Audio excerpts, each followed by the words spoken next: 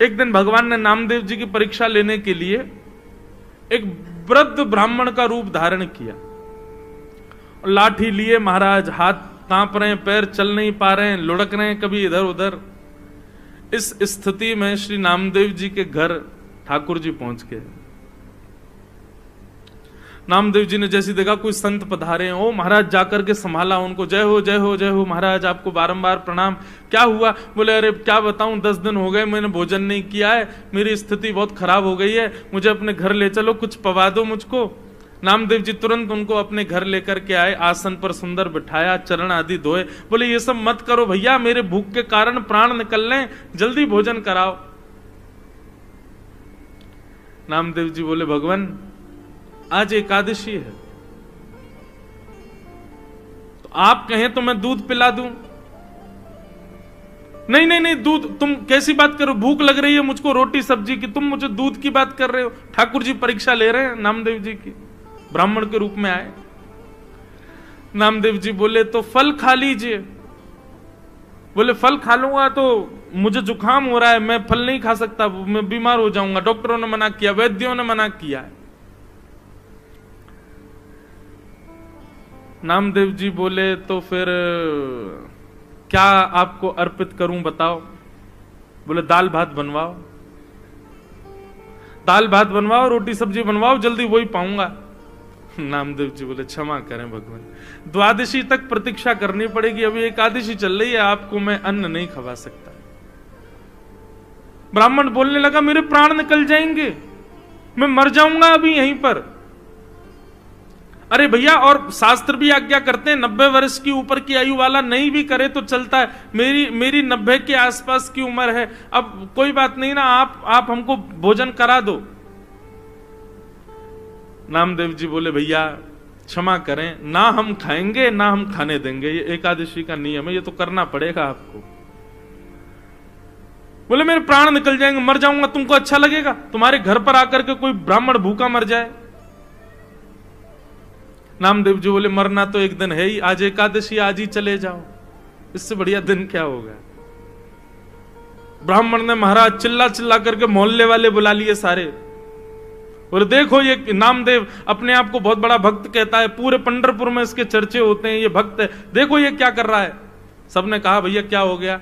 नामदेव जी बोले आज एकादशी है, ये 10 दिन के भूखे हैं, कह रहे हैं भोजन कराओ, हम कह रहे हैं एकादशी है, द्वादशी तक प्रतीक्षा करो, और पाना है तो फल पालो, दूध पी लो। पड़ोसियों ने भी कहा नामदेव जी आप करो ना एकादशी, उनको क्यों करवा रहे हो जबरदस्ती, उनको बेचारों को दे दो जो भी है। नामदेव जी बोले क्षमा करो, मैं इनको अन्न नहीं दे सकता। अब तो मोहल्ले के लोग भी बुरा भला कहने लगे। बोले नामदेव ऐसी कौन सी भक्ति होती है कि तुम जबरदस्ती दूसरे के ऊपर थोप रहे हो कि करना ही पड़ेगा। सब लोग गए, महाराज जी आप चलो हमारे घर चलो, हम आपको बना के पवा देंगे। नामदेव जी सामने आ गए, बोले जाने भी नहीं दूंगा, मुझे पता चल जाए कि एकादशी और कोई अन्न खाने बैठ रहा तो मैं थाली उठा के भाग जाऊं, मैं नहीं खाने दूंगा। अब तो महाराज ठाकुर जी नाटक करने में तो ठाकुर जी एक नंबर है, हाथ पांव कांपने लगे ठाकुर जी के, और महाराज गिर पड़े, मुंह से झाग निकलने लगा। बोले नामदेव मेरे प्राण निकल रहे हैं, कुछ तो दे दो। अपने बच्चों को बैठाया, बोले सुनो कीर्तन करो, ठीक है आप प्राण त्यागो, वैकुंठ में जाइयो, वहां जाके ठाकुर जी से कहना वो पवाएंगे आपको। सब लोग नामदेव जी को गाली देने लगे, लेकिन नामदेव जी नहीं माने, और महाराज करते करते करते ठाकुर जी ने ब्राह्मण के वेश में ऐसा प्रतीत कराया कि उनके प्राण निकल गए। और जैसे ही प्राण निकले, मोहल्ले के लोग, पंढरपुर के लोग नामदेव जी को खड़ी खुटी सुनाने लगे। बोले अरे नामदेव ब्रह्म हत्या लग गई तुझे, ऐसी कौन सी एकादशी है, ऐसी कौन सी एकादशी जिस पर तू इतना ज्यादा मचल रहा है, आज तुझे ब्रह्म हत्या लग गई। नामदेव जी के नेत्रों से अश्रु आने लगे, चरणों में प्रणाम किया, तुलसी की माला लाकर के उस ब्राह्मण देवता को पहना दी। बोले कितना भाग्य है इनका, पंढरपुर क्षेत्र में चंद्रभागा नदी के तट पर और एकादशी के दिन प्राण त्याग दिए, और वो भी निराहार होकर के, बिना आहार लिए। कितने बड़े सौभाग्य की बात है। देवी अपनी पत्नी से बोले, अब हमको ब्रह्महत्या लग गई है, ठीक है एकादशी के लिए ही सही, लेकिन हत्या तो हो गई, कारण तो हम ही लोग बने। अब ठाकुर जी तो हमारे हाथ की सेवा स्वीकार नहीं करेंगे, और अब तो हम नाम जाप करने के भी अधिकारी नहीं है, क्योंकि ब्रह्महत्या लग गई। चलो इन ब्राह्मण देवता की अंत्येष्टि करते हैं, और उसी चिता में हम लोग भी जीवित अपने प्राण त्याग देंगे। जब हमने ऐसा किया तो हम ये करेंगे। ठाकुर जी की महाराज ब्राह्मण वेश की अर्थी बनाई, अर्थी पर ठाकुर जी को लिटाया। ठाकुर जी अब भी परीक्षा चली रही है ठाकुर जी की। सोचो कितनी स्थिति पहुंच गई, यहां तक तो कोई भी हम में से, आप में से कोई भी पिघल जाएगा, लेकिन नामदेव जी नहीं माने। सुंदर चिता लगाई, चिता पर ब्राह्मण देवता को बैठाया, अपने छोटे से पुत्र को बैठा दिया, अपनी पत्नी को बैठा दिया उसी चिता पर, और स्वयं भी बैठ गए, और पंडरीनाथ भगवान का स्मरण करते हुए चंद्रभागा नदी को प्रणाम करके अग्नि का एक सुंदर लकड़ा लेकर के स्वयं चिता में अग्नि लगा करके नामदेव जी हाथ जोड़ करके बैठ गए। जैसे ही अग्नि, अब भी ठाकुर जी सोच रहे थे कि कुछ तो होगा, नामदेव शायद बदल जाए, लेकिन नहीं, नामदेव जी तो पूरे तैयार थे प्राण त्यागने को। जैसे ही चिता की अग्नि नेक ठाकुर जी की कमर पर छुई होगी, सोई महाराज ब्राह्मण देवता तो उठ करके बैठ गए, नामदेव जी को खींच लिया, उनकी पत्नी को खींच लिया, बच्चों को खींच लिया। नामदेव जी महाराज देखने लगे क्या हुआ, तुरंत नामदेव जी को झलक दिख गई कि ब्राह्मण के रूप में साक्षात श्री पंडरीनाथ भगवान ही खड़े हैं। अपने हृदय से लगा लिया नामदेव जी को। सब गांव के लोग इकट्ठे हो गए देखने के लिए, और जैसे ही हृदय से लगाया, ऐसा प्रतीत हुआ एक क्षण के लिए दर्शन देकर के ठाकुर जी वहां से अंतर्ध्यान हो गए। सब ढूंढने लगे ब्राह्मण कहां गया, कहां गया। नामदेव जी ने बताया, बोले ब्राह्मण नहीं थे, श्री पंडरीनाथ ही आए थे, और हमारी एकादशी की परीक्षा लेने आए थे।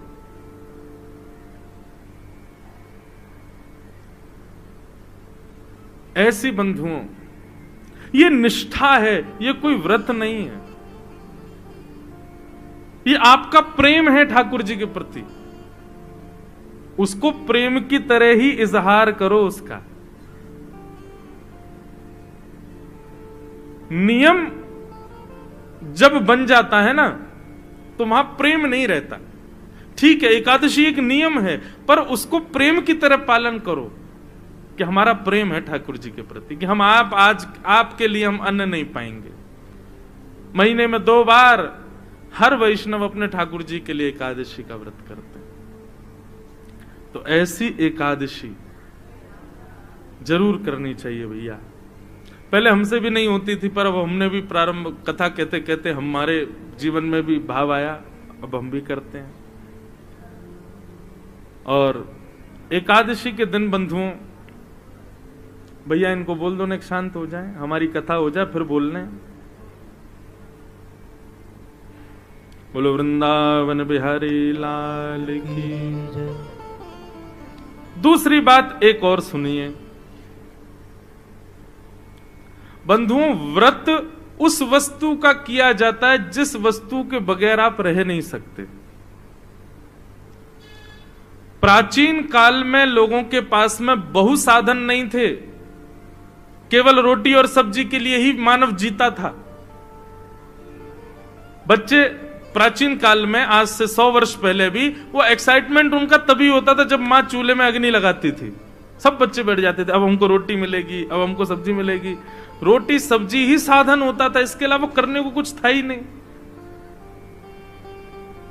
इसलिए प्राचीन काल में, प्राचीन भारत से या प्राचीन युगों से व्रत के रूप में अन्न का त्याग बताया गया। आज भी अन्न का त्याग ही व्रत है, पर मुझे ऐसा लगता है, ये शास्त्र की बात नहीं, ये मुझे ऐसा लगता है कि व्रत करना है तो उस वस्तु का करो जिसमें आप आसक्त हो। और आज की डेट में सबसे ज्यादा आसक्त व्यक्ति है इसके प्रति। इस बार की एकादशी तो ठीक है, अगली एकादशी क्योंकि भोजन छोड़ना कोई बड़ी बात नहीं है आज की डेट में।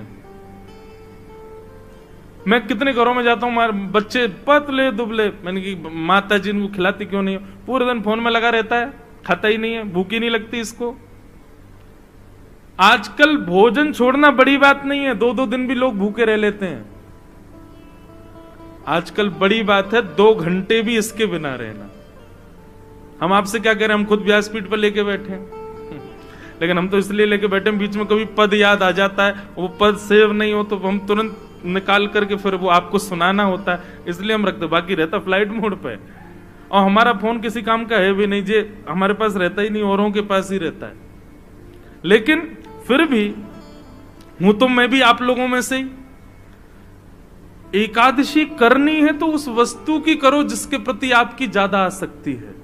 व्रत करना है तो उस वस्तु का करो जिसके प्रति आपका लगाव इतना है कि उसके बगैर आप रह ही नहीं पाते। और आज की डेट में इससे बड़ी एकादशी कोई नहीं। अगली एकादशी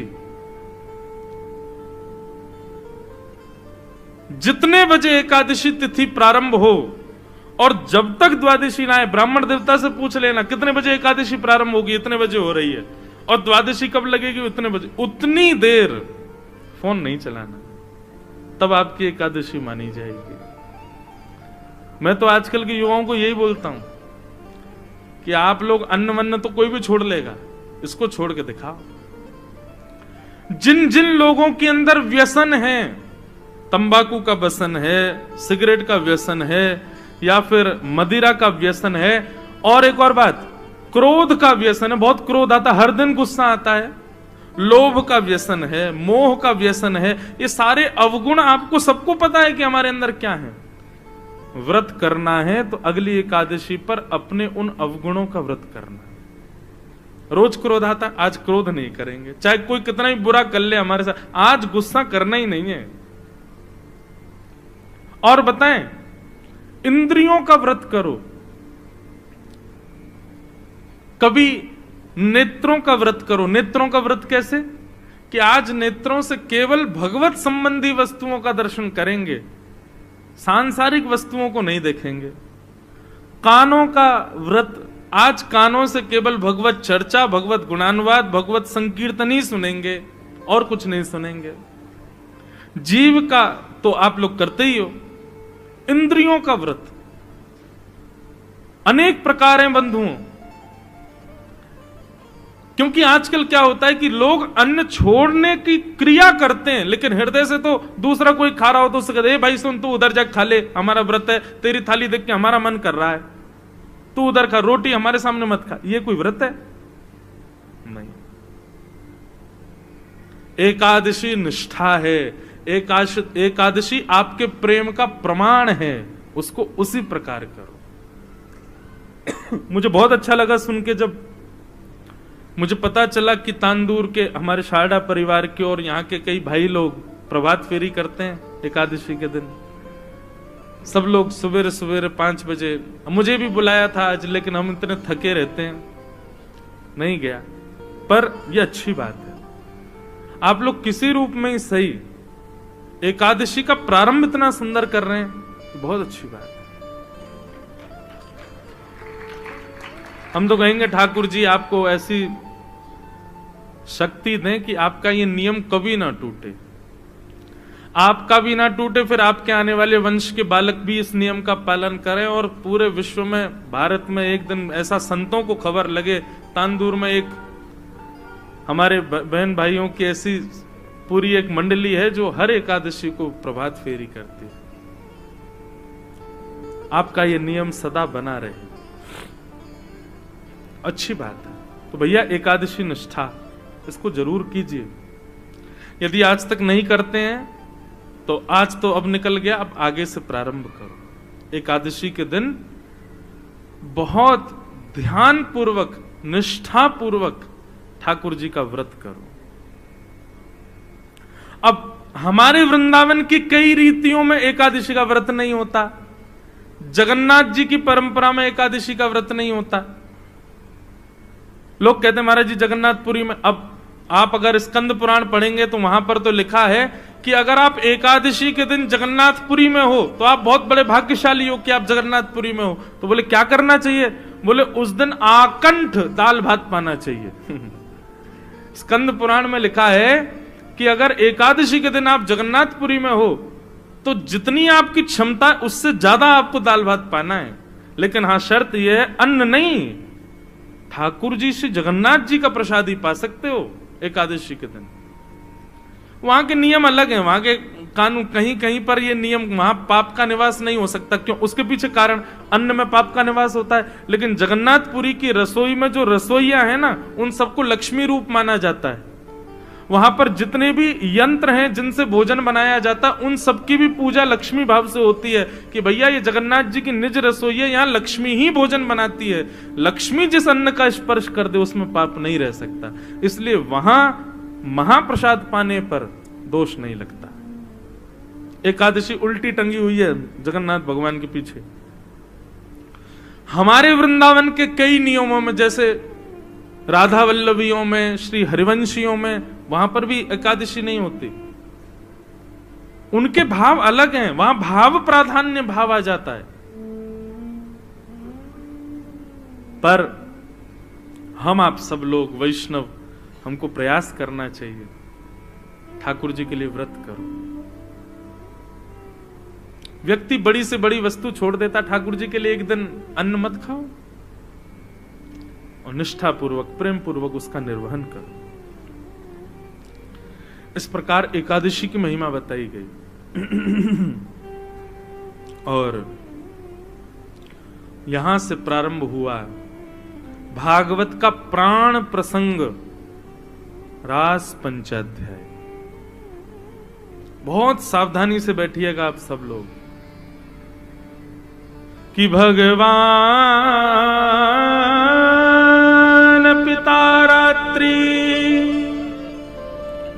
शरदोत्फुल्ल मल्लिका विक्षरन्तुं मनश्चक्रे योग माया उपाश्रिता। सब लोग बहुत सावधानी से सुनिए, ये रास की कथा है। यहां पर महादेव को भी रोक दिया गया था। आप लोग तो सामान्य जीव हो, इसलिए थोड़ा विचार कीजिएगा और बहुत सावधानी से सुनिएगा। अब जो हम प्रसंग सुनने जा रहे हैं बंधुओं, रास पंचाध्याय, इसको श्रीमद् भागवत का प्राण माना गया है। श्रीमद् भागवत यानी श्री कृष्ण, श्री कृष्ण का हृदय है रास पंचाध्याय। और उसमें भी गोपी गीत, गोपी गीत तो निज हृदय है ठाकुर जी का। इसलिए इसको बहुत सावधानी से सुनिएगा, कहीं आपके हृदय में कोई संशय उत्पन्न ना हो जाए। ठाकुर जी की इस लीला को यदि आपने आधा अधूरा या कुभाव से सुना ना, तो निश्चित है आपके हृदय में कोई दूषित भाव उत्पन्न हो जाएगा और दोष लगेगा फिर। इसलिए बहुत सावधानी से सुनिएगा। रास पंचाध्याय का सबसे पहला अक्षर क्या है कि भगवान अपिता रात्रि। भगवान, भगवान शब्द से रास पंचाध्याय का प्रारंभ होता है। आप लोग इतनी कथा सुनते हो, इतना मंदिर जाते हो, इतना सब गुरुजनों का संग करते हो, इतना पवित्र जीवन जीते हो, चलो मुझे बताओ भगवान की परिभाषा क्या है? भगवान कहते किसको है बताओ? केवल आप लोग सुनोगे उसी से काम थोड़ी चलेगा, बीच बीच में हमको टेस्ट भी लेना चाहिए। और मैं कहीं कहीं लेता भी हूं, यहां तो हम नहीं ले पाए, पर चलो हमें कोई एक व्यक्ति बता दे कि भगवान कहते किसको है। आप कहोगे मोर मुकुट वंशी वारे भगवान। लाओ अभी मुझे दो, मैं पहन के बन जाऊं भगवान। वस्त्र आवरण भगवान नहीं होते हैं। भगवान कहते किसको है?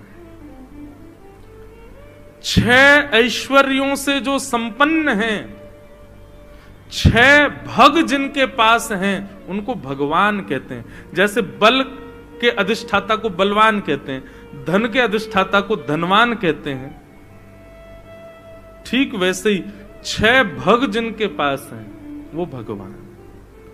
और ये षड भग कौन कौन से हैं? ये 6 ऐश्वर्य कौन कौन से हैं? उत्पत्ति प्रलयम चैव भूतानाम अगति गति वेत्ति विद्याम अविद्याम च सवाच्यो भगवान इति।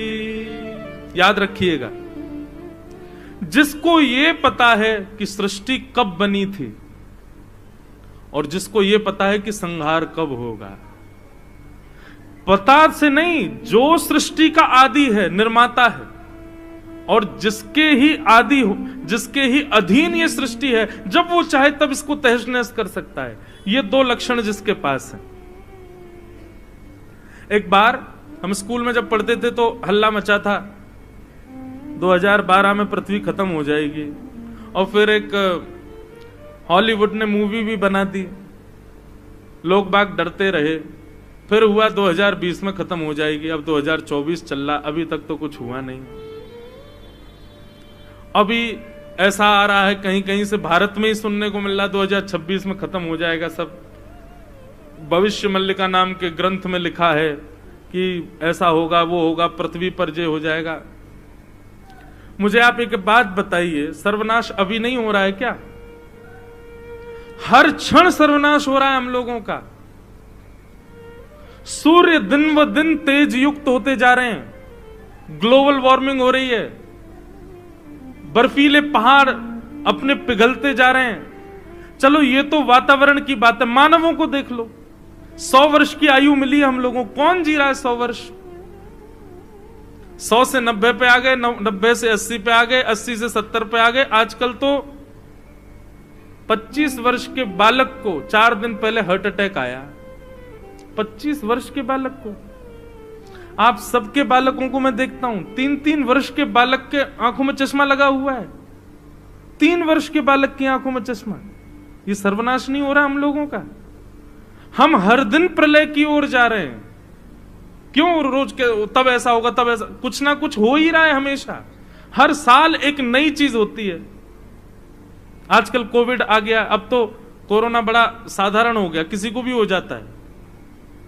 जब आया था तब तो बड़ा भयावह स्वरूप था, मंजर था। तो भैया ये तो प्रकृति का नियम है, हर दिन कम हो रहा है, सब कुछ घटता ही जा रहा है। लेकिन जो परफेक्टली जानते हैं कि विश्व का नाश कब होगा, वो भगवान है। इसको कोई नहीं बता सकता कि पृथ्वी का सर्वनाश कब होगा, पृथ्वी कब बनी थी और पृथ्वी कब धूमिल होगी। ये जो जानते हैं, ये 2 लक्षण हो गए, उत्पत्ति प्रलयम चैव। दूसरी बात, भूतानाम अगति गति। मुझे ऐसा लगता है मैं ऐसा करूंगा तो इसमें मुझे फायदा होगा, लेकिन वो करने के बाद मुझको कोई फायदा नहीं हुआ, बल्कि बर्बाद और हो गए। मतलब आपने खूब जन्म पत्री दिखवाई, ब्राह्मणों से पूछा, सारे शुभ काम किए, लेकिन फिर भी उस काम में आपको लॉस हो गया। क्यों? क्योंकि कितने भी भविष्य कथन करने वाले हों, भविष्य कथन करने वाले हों, आपकी कहां गति होगी, कहां अगति होगी, ये कोई नहीं बता सकता।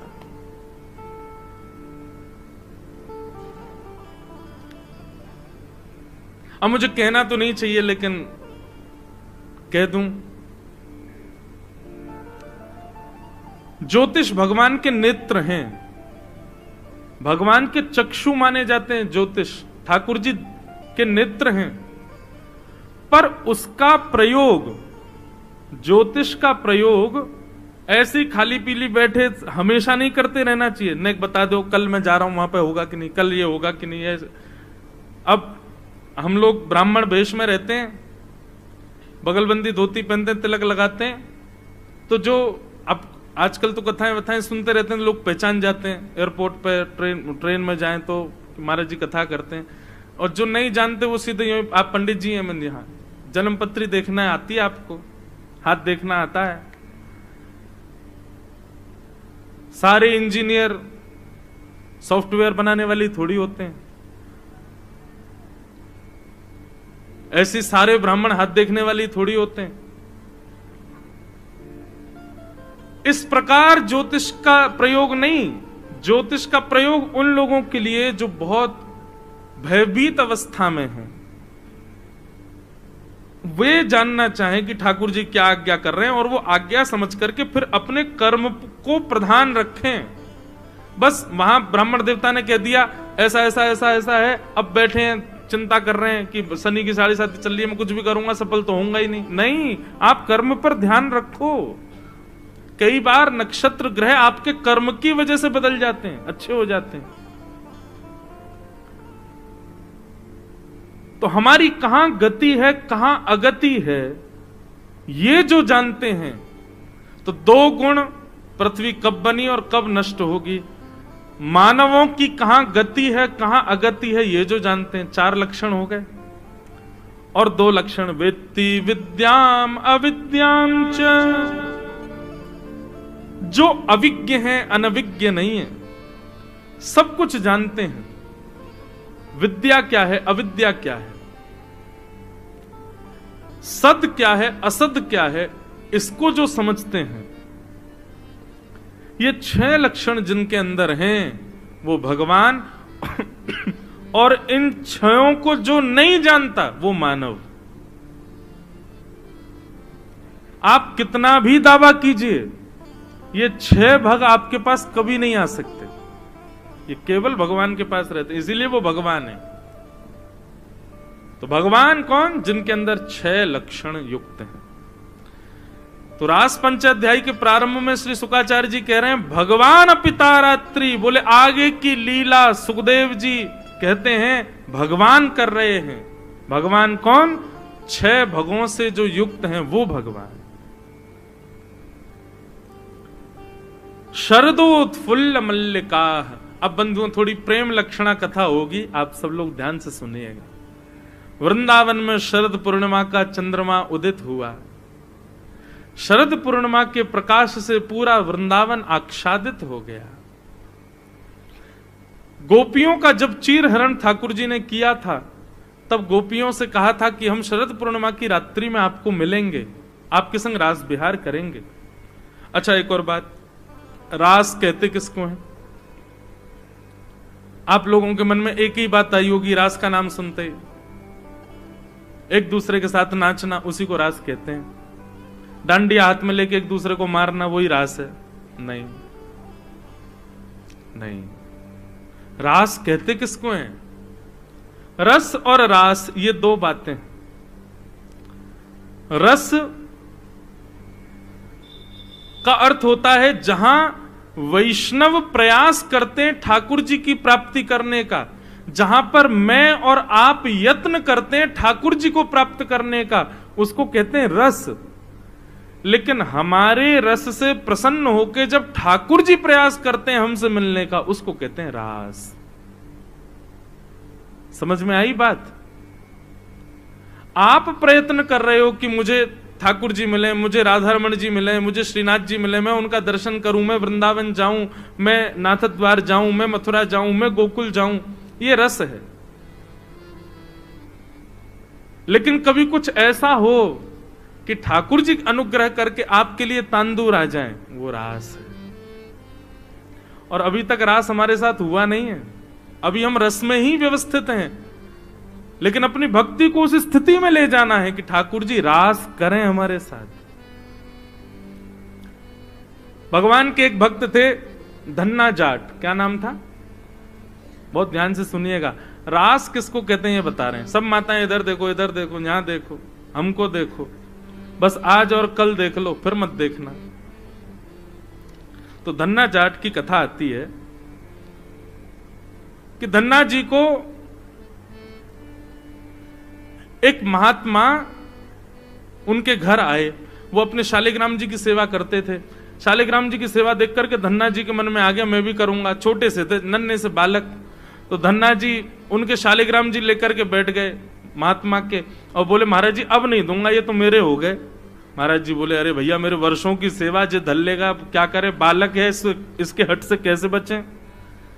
तो महाराज जी ने क्या किया, बाहर से शालिग्राम जैसे दिखने वाले पत्थर ले आए, उनको इत्र वित्र लगा के, चंदन लगा के सिंहासन पर बैठा दिया। और धन्ना जी से कहा, बोले अच्छा एक बात बताओ, तुमको राजा भगवान चाहिए कि चौकीदार भगवान चाहिए? धन्ना जी बोले राजा भगवान चाहिए। बोले राजा भगवान वो है जो सिंहासन पर बैठे हैं, और तुम जो हाथ में लिए घूम रहे हो चौकीदार भगवान है। नन्हे से भोले भाले धन्ना हाथ वाले ठाकुर जी दे दिए, वो असली शालिग्राम थे। और ऐसे नकली पत्थर, वो बस बाहर का गली का कोई पत्थर था, और उस इत्र वित्र लगा दिया। धन्ना जी को विश्वास हो गया यही साक्षात भगवान। अब तो धन्ना जी उनकी सेवा करने लगे। माँ से कहते, माँ रोली लेके आओ, चावल लेके आओ, चंदन लेके आओ, मुझे दिलाओ, मुझे श्रृंगार करना है। माँ कुछ नहीं दिलाती थी, तो क्या करते थे, रसोई घर से हल्दी ले आते और हल्दी में जल मिला के उसका तो चंदन लगाते थे। और ईंटा होते, ईंट को तोड़ के, उसको लाल लाल ईंट होती है, उसको घिस करके तिलक बन जाता, वो तिलक लगा देते अपने ठाकुर जी को। और मां जो थाली लगा करके धन्ना को देती थी ना, वो थाली लेकर के धन्ना जी अपने ठाकुर जी के पास जाते और कहते, ठाकुर जी आप भोग लगा लो। गुरु जी बता के गए थे कि पर्दा लगा के भोग लगाना, तो धन्ना जी पर्दा लगा करके बैठ गए और लगा करके कह रहे, ठाकुर जी अब आप पालो, मैं देख नहीं रहा, आप प्रेम से पाओ। थोड़ी देर बाद धन्ना जी ने कहा कि ठाकुर जी भोग लग गया। जैसे पर्दा देगा, थाली यूं की तो ही रखी थी, नहीं पाया ठाकुर जी ने। धन्ना जी तो व्याकुल हो गए, बोले कि लाल जी आप पा क्यों नहीं रहे हो? अरे भूखे रहोगे तो फिर कैसे काम चलेगा? थोड़ी बहुत देर मनाते रहे, ठाकुर जी ने फिर भी नहीं पाया। तो धन्ना जी बोले, आप भूखे रहोगे तो मैं भी भूखा रहूंगा, मैं भी भोजन नहीं करूंगा, मत खाओ, मैं भी नहीं खाऊंगा। वहीं सो गए ठाकुर जी के मंदिर में ही। थोड़ी देर में ऐसी आवाज आने लगी जैसे मानो कोई चटकारे ले ले करके कुछ पा रहा है। जैसे अचार कभी खट्टा हो तो उसको ऐसे करके चाटते हैं ना, ऐसे चटकारों की आवाज आती है। या दाल चावल पाओ तो अपनी उंगली चाटो तो उसके चटकारे, ऐसी ध्वनि आने लगी चटकारों की। धन्ना जी बोले, भाई ये चटकारे कौन ले रहा है? जैसे ही पर्दा हटा करके देखा तो नन्हे से गोपाल जी बैठे हैं और पूरी दाल भात ऐसे सान करके बढ़िया प्रेम से चटकारे ले ले करके पा रहे थे। असली शालिग्राम भी नहीं थे, गली के पत्थर थे, उनकी सेवा करते थे। असली रोली, असली चंदन केसर का नहीं था, हल्दी लगाते थे ठाकुर जी को। असली तिलक नहीं था, ईंट घिस के लगाते थे ठाकुर जी को। और उन धन्ना जी के यहां ठाकुर जी प्रकट हो गए। ठाकुर जी ने कह दी किसी को बताना नहीं, हम ऐसे ही मिला करेंगे तुमसे। धन्ना जी बोले ठीक है। अब धन्ना जी थोड़े बड़े हो गए तो अपने घर की गैयाएं चराने जाते थे, तो ठाकुर जी को सिंहासन से उठा के अपनी जेब में धर के ले जाते। थोड़ी दूर जाकर के ठाकुर जी प्रकट हो जाते और धन्ना के गले में गलवैया डाल करके चलते। एक दिन धन्ना जी के पिताजी बोले, धन्ना आज कहीं जाइयो मत। बोले क्यों? बोले आज तेरे गुरु जी आ रहे हैं जिसने तुझको ठाकुर जी दिए। धन्ना जी तो नाचने लगे, 10 साल हो गए, 10 साल बाद गुरु जी आ रहे हैं। बोले मेरे तो गैया चरावे जावे को समय है गया, अब क्या करूं? सो उसने क्या किया, गैया लेकर के थोड़ी दूर गया और ठाकुर जी को जेब से निकाल के नीचे दल लिया। बोले ठाकुर जी आज गुरु जी आ रहे हैं, आप गैया चराने जाओ। ठाकुर जी आ गए, उसकी गैया चराने चले गए। धन्ना जी लौट के अपने घर आ गए। भक्तमाल जी में कथा धन्ना जी की। गुरु जी आए, गुरु जी ने, अरे वाह धन्ना बहुत बड़े हो गए तुम तो। गुरु जी सब आपकी कृपा। और बताओ तुम्हारे ठाकुर जी की सेवा पूजा अभी छोड़ दी कि अभी करते हो? नहीं गुरुजी आप देखे गए थे, बिल्कुल करता हूं। ये देखो उनका मंदिर, ये देखो उनका सिंहासन, ये देखो उनका बीड़ा भोग, ये देखो उनका प्रसादी, ये देखो झारी जी। संत बोले ठाकुर जी कहां हैं? बोले वो तो गैया चरावे गए हैं।